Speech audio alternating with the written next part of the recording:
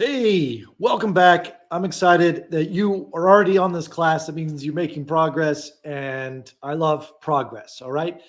This class is all about teaching you about debt, and that's going to feel scary to you. I get it because you've been conditioned from many media personalities out there that pay off your debts. Debt is bad, debt is evil.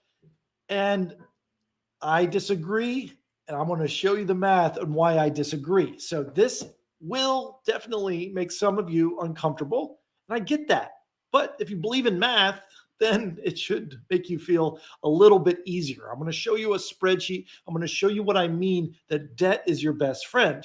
Obviously, there's difference between good debt and bad debt. We've heard this for ages. Really, if you don't understand the difference, bad debt is if you have debt and it's not making you money, well, that's bad because then I got to pay money to pay off that debt.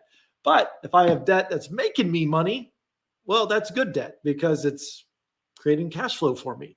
Just like in the house fire example, I got debt through a mortgage, but that debt created rental income that paid for my bills. So that is good debt. So if you can take on debt to pay your bills plus some, well, obviously that's going to be good. I didn't have that income stream before, and I would not have had that income stream unless I got a mortgage. So that's what I want to teach to you today is really understanding that to be successful in real estate, the number one tool is really understanding how debt works and why it's your best friend in this and your best partner, and just to kind of get comfortable with debt. You got to realize who's giving you debt, right? It's mortgage lenders. They're in the business to give you money, but also in the business to give you money that they know that you'll pay back, right?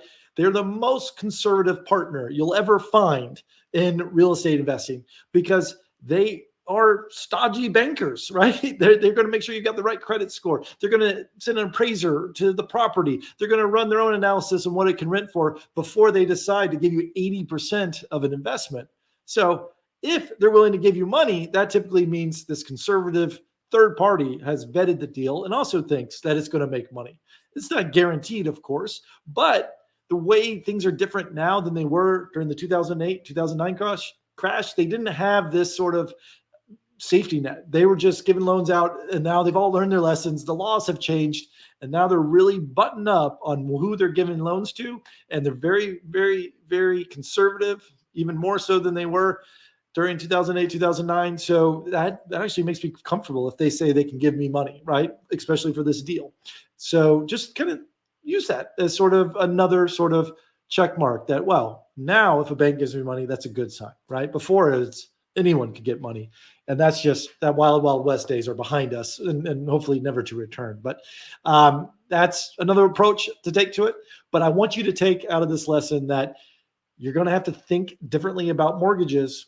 And once you do, I think the light bulbs are going to go off. It's all going to click and make sense. And typically through spreadsheets is how I present this. But first, I want to give you some examples. So let's see, season one investing. That's you. Let's talk about why debt is your best friend. Okay. Let's give an example. Let's say you have $100,000 to invest, right? And this is obviously a great problem to have and a great situation to be in. But you find $100,000 in a bag in the back of your closet, and you're like, what am I going to do with this? And many people are going to say, well, I'll go and go buy a house in all cash. That would be great, right? Let me go buy that house in all cash. Well, hopefully I'm saying that you do that and you don't want to go buy a Ferrari or something. Like you're taking a real estate investing class, right? So I think my audience would say, yeah, let's go buy a house in all cash. Well, that's one option, right? You can go buy one house for $1,000, $100,000 that rents for $1,000, and the cash flow is $700. I'm just, similar numbers to last example, $300 we're going to say is going to insurance and property taxes, maybe budgeting for some repairs and vacancies. This might be on the low end. I'm just trying to make the numbers nice and pretty for you here. It's a rough estimate, right? But this deal can exist. Like, this is not an absurd example. You can find this deal out there, and I've bought many that have these numbers. All right. Now, what's your option two? Well, option two is you buy five $100,000 houses, each with $20,000 down payment and $80,000 mortgage. Cash flows $200 each, right? if you were presented with these two options, you're one of two people. Well, you're going to do the math real quick and you're going to say, wow, 5 houses times 200 cash flow, that's $1,000. I'll make more money with 100 with the 5 houses, right? Which is true. You will. And it's always going to be true that way.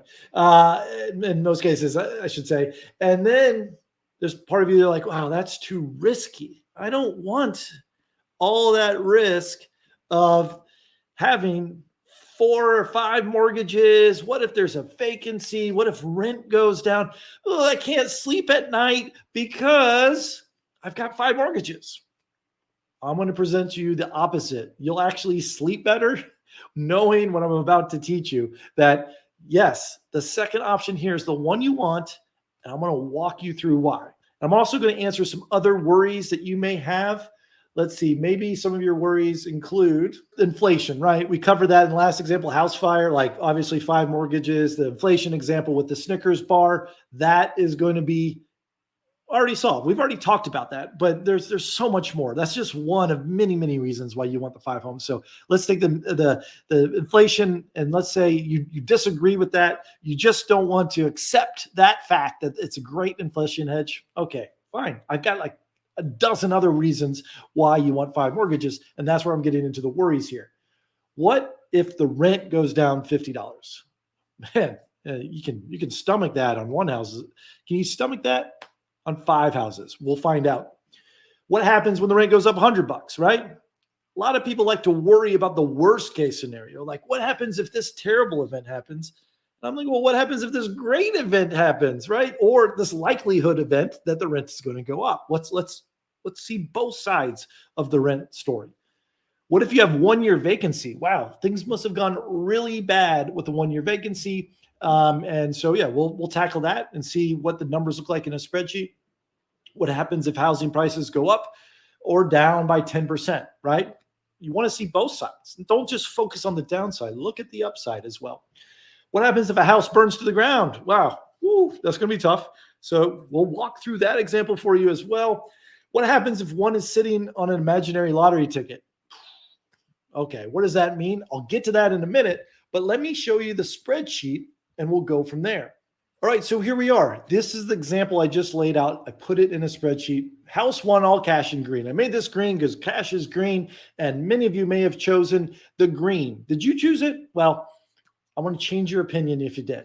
Now, house 1 green, right? Just want to explain the fields here before I start messing with them. $100,000 purchase price. That's what we agreed to in the example.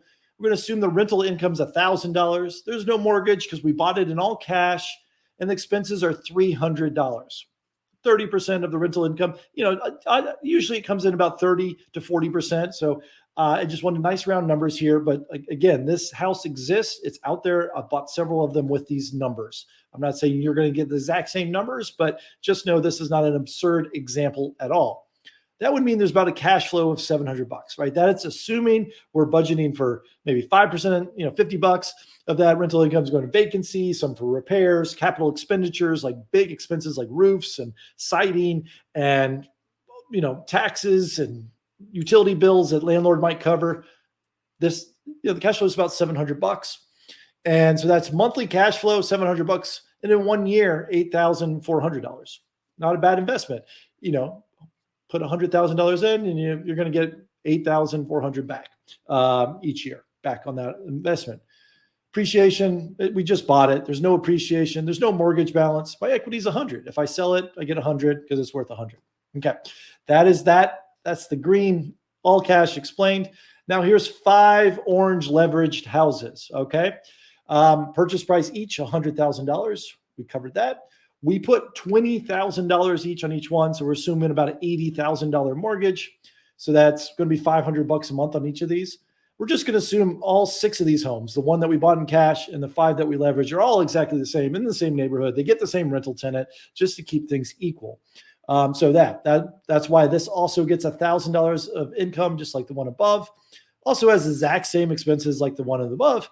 And as you see here, we've got monthly cash flow of 1,000, which is better than the 700. And we got the annual cash flow of 12,000. So we've made more money in cash flow. Like, why is that not a better thing? That is a great thing. And that's what the power And that's what I'm going to keep telling you over and over again, that the power of spreading out your money, putting as little money as possible into each deal, making sure that deal pays for itself, you get so many benefits, right? Like here, we spread out that $100,000 and now we're making more than an extra 3,600. Like, why would you not want that, right? And it comes back to your feelings of risk and your conditions of risk, okay? So let's walk through all the examples here and let's see what we're going through. Okay, so the first question I said is, what happens if the rent goes down $50? All right, I'll tell you this. I've been real estate investing for 23 years. I started in 2001. So I've seen the up market, I've seen the down market and the up market. I think maybe only time I've never personally lowered my rent. Once I had a property manager lower rent once, and I didn't realize it until after it happened, but it was more just miscommunication.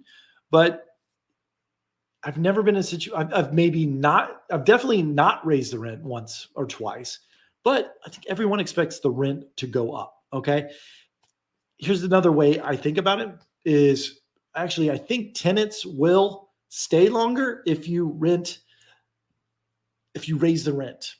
And what I mean by that, and I need your full attention here. All right. So if I raise the rent $50, that's basically $600 extra a year, right? And now I put that in a lease. And what I like to do is I put it in the lease a year ahead of time, where it'll say, hey, this is your lease and this is your rent for this year. Please sign. By the way, in 1 year, if you choose to continue, the rent bump will be up $50, like whatever the example is, right? That way they have 1 year to prepare. It's not a surprise. And then when it's come lease renewal time, I'll say, hey, per the terms of your lease, the rent is going to go up. Yeah, I remember we talked about that a year ago. That works. And the reason why it's always going to work is because a tenant's going to say, wait a minute, how much is it going to cost me to move, right? They're going to maybe have to take off work. They're going to have to, do their schedule and go look at apartments and figure into moving truck. And at least I know my time and value my time. I'd rather just pay an extra $50 a month and deal with that, right? And so I'll just pay that extra $50 each time. Now, what happens, right? They stay, everything's happy, and the market keeps going up, and they know they're going to get a good rent. Most tenants are going to be like, yeah, that's what it's worth. They're not going to say, wow, I'm getting gouged, right? But when they do say that, this is what happens. If you don't raise your rent, that's when they start hating you. Because what happens is, let's say your rent's $1,000 and you don't raise the rent to $1,050. And then you don't raise the rent to $1,100 the next year because you're like, they're great, they're paying on time, I don't want to bother them. And you don't raise the rent, and then all of a sudden the rent should be $1,300, and you haven't raised it, and you're like, I'm a cool landlord, they'll get it. It never works that way. No one appreciates it because every tenant knows that they're paying under market rent, and they're like, I'm not moving because I'm paying under market rent. And then you go, hey, by the way, I got to raise the rent to $1,300 this year, and I haven't raised it over the last 5 years. They're going to hate you. Oh my God, my landlord's so greedy. They moved it up to $300. Wow, $300 a month. That's $3,600. I can't afford that. I'm going to tear your house apart. I'm going to move. I can't believe you did this to me. You're a horrible landlord.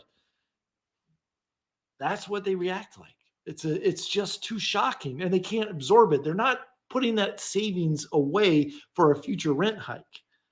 And so they're going to have to downgrade their life because they've been used to this rental that's $1,000. It should be $1,300.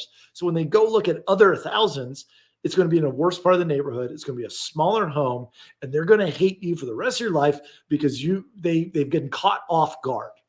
And so this happens, and it's counterintuitive, but raising your rent, they're going to stay longer and they're going to like you more. So just wanted your full attention here before we go back spreadsheet to set that in, that don't lower your rent. Maybe if you have to, don't raise it. But I mean, yeah, just keep it the same, but just have that story in your ear whenever you make that decision, and always just raise it. Just raise it $10 or $25, something small, but just raise it and put it in the lease a year in advance. You're going to be better off for it. All right, back to the spreadsheet here. Okay, so what happens if we lower the rent $50? Okay, well, if we got one house Well, we already know what's going to happen here, right? 950. I can stomach that because it's one house, right? Well, monthly cash flow goes down 650. Not too bad. Let's say all these homes go down to 950. Well, okay. I'm still making more money, even if that happens. This is the power of leverage. Okay. This is why debt's your best friend. One of many reasons. This is the downside. If rent goes down, you want to have more houses still. That it just works out that way. But let's do the opposite. Let's say the rent goes up $1,000, or I'm sorry, $100, from 1,000 to 1,100. Well, that looks good on one house. I mean, we know that's going to look beautiful on five. And this is just bumping it $50 in 2 years. And all of a sudden, you're making almost double, right? Your annual cash flow is 9,600 here, 18,000. Just because you spread out that $100,000 and raised each home $50 over a span of 2 years or 3 years, and you doubled your return. Power of leverage. Debt is your best friend. Good debt is your best friend. Okay. Now, let's say worst case scenario, one house, I just can't manage five, or whatever, the economy crashes, whatever your worry is that you think is going to bankrupt you. I can't rent it out for a year because of some permit that I can't open or close. All right. So we can't rent this out for a year. Well, damn, I lose $3,600. So I'm still doing utility bills, maybe landscaping, the property taxes, insurance. Maybe I'm paying for advertising to try to rent it out. You lose money here. Okay, let's say one of these is vacant. Well, here you go. This is the mutual fund approach to real estate, right? I don't have all my eggs in one basket. And this is like investing in the entire stock fund. Some companies are going to do good, some are bad, but overall, the good ones are going to carry the bad ones. And that's what happens here when you have 5 homes instead of 1, right? And I know this is the first 4 class, but this is the way you want to think about it. Here you go. This one lost $800 cash flow each month, but I'm still making money, right? Here, I lose $300 each month because I have 1 house. Here, I have 5 houses. 1 I don't rent out for a year. I still make $400 a month. It's less risky to have mortgages. It's less risky to have a portfolio of homes than it is to have 1 home or have 1 paid off home. And it doesn't matter the numbers. You could have 5 paid off homes. It's still going to be less risky to have 15 mortgage homes than it will to have 5 paid off homes. So disassociate risk and mortgages. Okay. To me, it's the more mortgages I have, the lower risk I have, right? Right? Okay, let's keep talking. Let's keep exploring this so that you really understand what I'm getting at. What if housing prices go down by 10%? Okay, let me first reset everything back to our normal situation here. 1,000. All right. Here we go. Reset. Okay, let's say housing prices go down by 10%. And all of a sudden, our appreciation is negative 10%.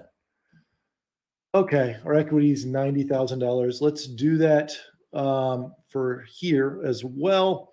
And just the sum is $500,000 purchase price. Our mortgage balance is $400,000 because it's 5 times 80. We have $80,000 mortgage, $80,000 mortgage, $80,000 mortgage. That's $400,000. So let's say appreciation went down 10%. All right. So this is where you feel like for the first time that you might lose money, right? Because now your $100,000 property went down to $90,000. And here we have 5 properties that went down 10%. So we lost $10,000 on each one. Now we're down to $50,000. And you're going to say, that is the risk. That's what I wanted to avoid. And I'm here to tell you, I don't care if the housing prices go down, because I'm going to wait it out. My leveraged homes is still cash flowing more than this one, right? So actually, I have more money coming in each month while the housing market's down, and I'm not trying to sell. Like, why would I want to sell? If I Forced to sell, sure, I could lose some money, but that's with any investment. Like you may be forced to sell stocks when they're down and you don't want it. Um, Typically, if housing prices are down, stocks are down at the same time. So I don't think you're going to get much diversity in terms of a better return in another market because it's all economy driven.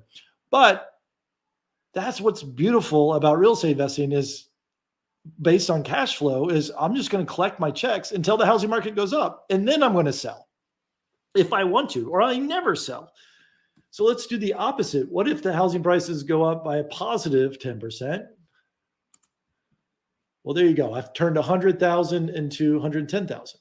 And the average housing price goes up 3.5% a year. So this is probably a 3-year time horizon. You've turned 100,000 into 110,000. But this is the beautiful thing here. When I've leveraged, I'm not just leveraging $100,000. I'm leveraging my $20,000 plus $80,000 mortgage, right? So I'm leveraging $50,000. So now my equity is $150,000 compared to here. And so that's the beauty here is I made an extra $40,000, 4x my return because I'm leveraged. When the housing prices just go up 10%, I'll just wait till this period, collect more cash flow, and then I'm going to sell. This is great, right? But it doesn't end there because let's say it took 5 years to have this go up for 10%, whatever. The housing market had some up and downs. It took 5 years for it to go up 10%. Well, over that 5 years, you got to realize that your tenant is paying this $500 mortgage for you, right?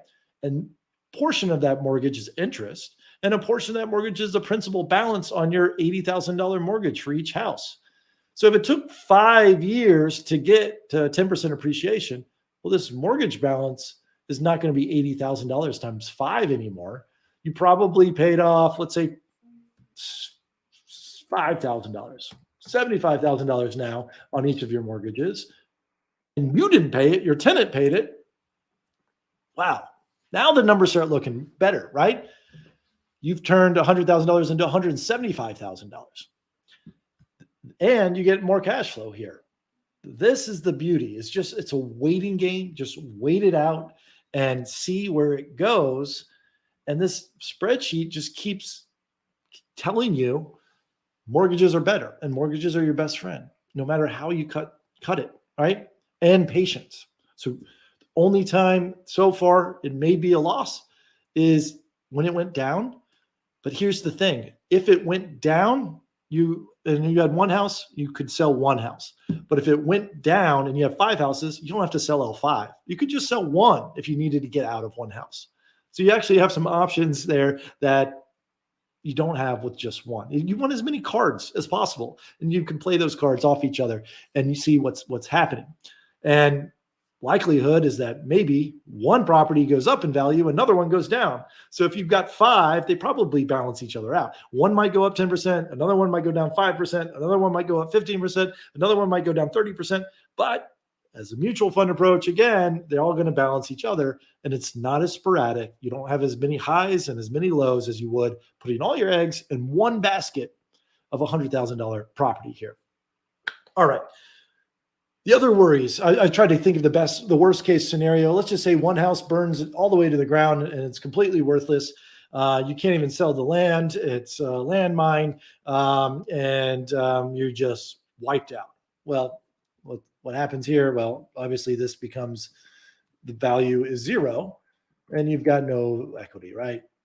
Well, that can also happen to one house here. Oh, well, and you're still paying the mortgage, right? You still got to pay off the mortgage. That house is just dead to you. You're still going to be doing quite all right here on the other properties. Again, not as risky having mortgages. All right. Now, this is what I love is the opposite of this. Is what happens if you have an imaginary lottery ticket. And so this has happened to me, and this is where I came up with this, where I learned this theory, is that because I was leveraging my money and spreading it out, and instead of paying every bonus at work to pay down my mortgage, I would put it into another fund to buy a new property. I had properties all over, and then one of them, just like, a property may burn to the ground and you never use it again.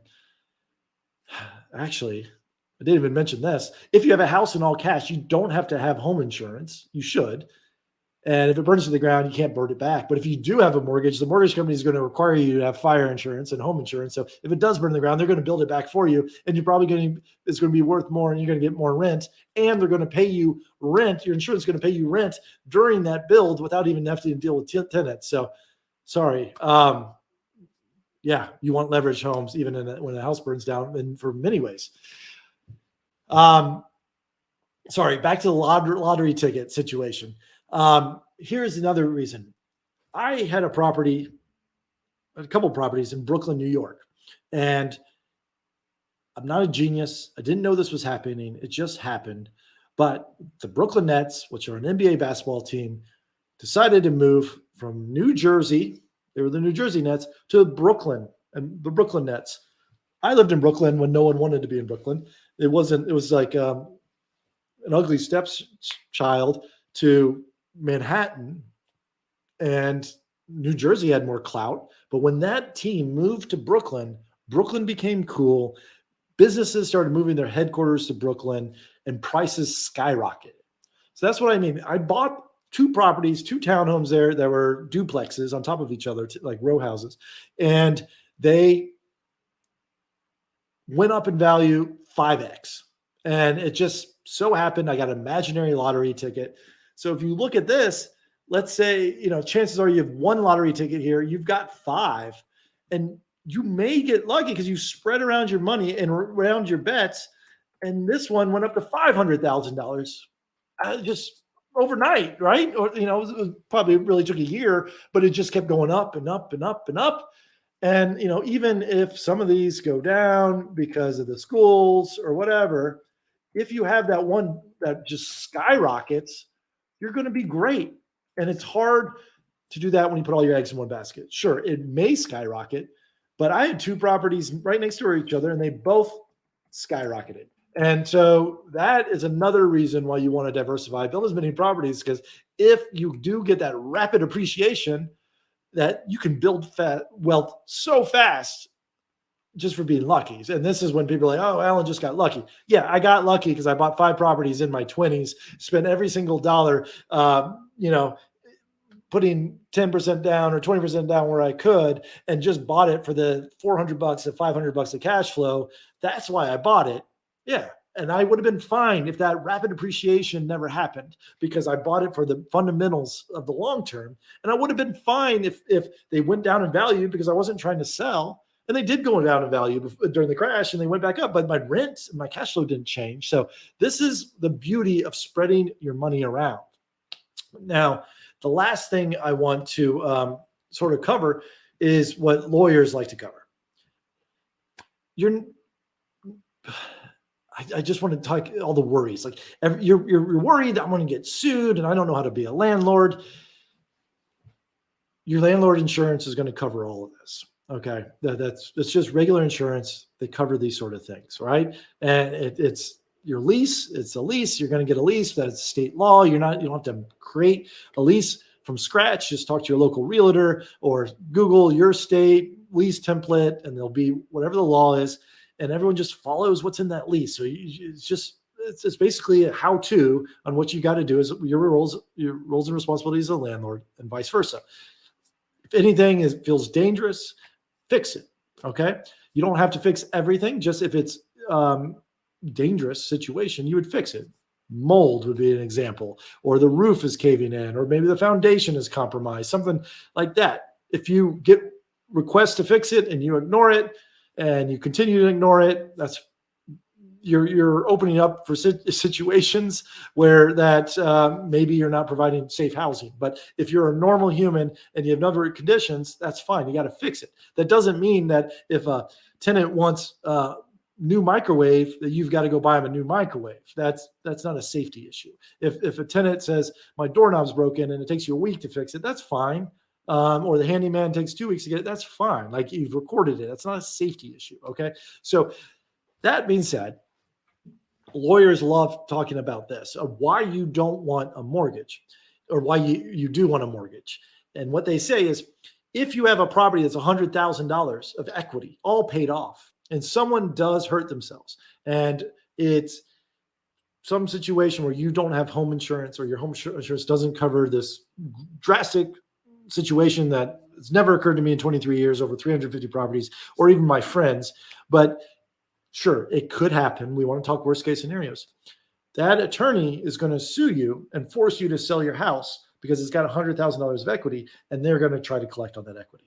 Okay. Now, if you have $20,000 of equity and $80,000 mortgage, that's not going to happen. The attorney is going to say, well, that's not worth going after them, because after the fees and realtor fees and attorney fees, we're not going to collect much. So let's just accept what the home insurance pays us in this situation. We don't need to force them to sell. So that's maybe the button or the cherry on top to get you to understand that you want a mortgage. It helps you from getting sued, actually, but it also makes you more money, and it gives you the opportunity to make more money. And that is what I want you to really, really understand. I want to go back to the PowerPoint now, just to hammer in the point that debt is your best friend. Okay. Please understand that. To really be successful in real estate, you got to know that this tool, financing, mortgage, debt, leverage, it all has different names. It's the same thing. Understanding this inside and out is going to go so far. And if this doesn't get you excited, that's what a mortgage broker does. That mortgage brokers are excited about this stuff. And they're going to walk you through it. They're in the business to find a mortgage that fits for you. And the way you are going to grow and be successful is spread out your risk across multiple properties. And this tool of financing and debt and mortgages is what's going to make you grow and really, really generate wealth when you're ready for it. Not only that, it's a tool to reduce risk, which we've covered in detail. But if you just have to remember one thing from this whole thing, it really hinges on one thing. Always get a 30-year fixed mortgage and put as little money into each property as possible. This falls apart if you get an ARM, an adjustable rate mortgage. It doesn't work as well if you get a 15-year mortgage. It doesn't work as well. You want a 30-year fix. This helps with inflation. This helps with all the numbers. This helps you grow. It helps with your DTI, which is your debt to income ratio, which we'll get into. It's what your mortgage lender looks at to determine how much money to lend you. So just remember this one thing. Always get a 30-year fix and put as little money into each property as possible. You don't want to try to pay it off. New investors love to invest in all cash. They love to invest and think the goal is to pay off the property. I know in the house fire example, I said, well, this is what happens when the property is paid off. That could be your choice. But the best choice would be to cash out refi, pull all that property out tax-free, and then restart the clock for another 30 years. And you've got this big lump sum of money again. But that's going to be your choice. I can't force you to do anything. I just want to explain the principles of why I keep saying debt is your best friend, and why all those talking heads don't understand real estate. They loop all debt together, but this is how a real estate investor thinks about money and tools. And debt is exciting. It's fun. It's like a best friend. I honestly you want it. You want to be around it. You don't want to get rid of your best friend.